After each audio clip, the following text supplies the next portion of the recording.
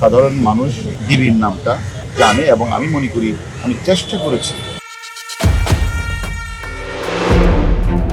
DB কার্যালয়ে ভাত খাওয়ানোর ভিডিও প্রচার করে ব্যাপক আলোচিত হয়েছিলেন ঢাকা মহানগর গোয়েন্দা পুলিশের সাবেক অতিরিক্ত কমিশনার মোহাম্মদ হারুনুর রশিদ। ডিবি কার্যালয়ে তার এমন দৃশ্যকে অনেকে মজার ছলে বলতেন হারুনের ভাতের হোটেল। গণমাধ্যমে দেয়া একাধিক সাক্ষাৎকারে হারুন নিজেই সে কথা জানিয়েছিলেন।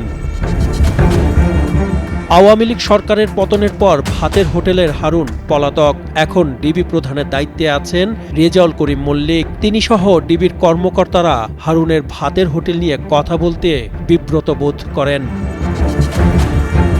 ডিবি প্রধান রেজাউল করিম মল্লিক গণমাধ্যমকে বলেন, ডিবি কার্যালয়ে ভাতের হোটেল আর ফিরবে না। হারুন এবং তার ভাতের হোটেলের কারণে ডিবির ভাবমূর্তি চরমভাবে ক্ষুণ্ণ হয়েছে।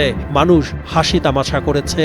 নানা বিতর্কিত কর্মকাণ্ডের মাধ্যমে ডিবির মতো একটি গুরুত্বপূর্ণ প্রতিষ্ঠানকে হারুন হাস্যরসে পরিণত করেছেন। হারুন যে কক্ষটিকে ভাতের হোটেল বানিয়েছিলেন, সে কক্ষ এখন দাপ্তরিক কাজে ব্যবহার করা হচ্ছে। এই ঈদে জামা জুতো অ্যাক্সেসরিজ ডিসকাউন্ট।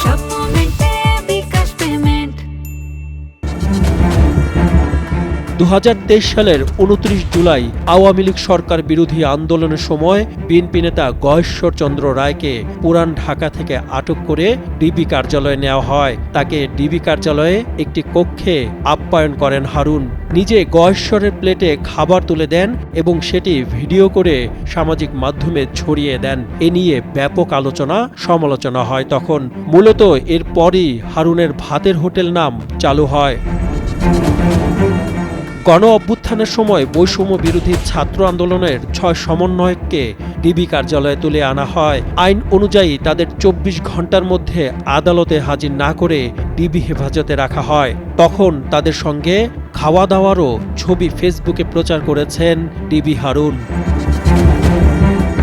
হারুনের ভাতের হোটেল হিসেবে ব্যবহার করা সেই কক্ষ থাকলেও সেখানে এই কক্ষ এখন দাপ্তরিক কাজে ব্যবহার করা হচ্ছে। ডিবির বর্তমান প্রধান রেজাউল করিম মল্লিক গণমাধ্যমকে বলেন, ডিবির ক্ষুণ্ণ হওয়া ভাবমূর্তি পেশাদার কাজের মধ্য দিয়ে ফিরতে শুরু করেছে।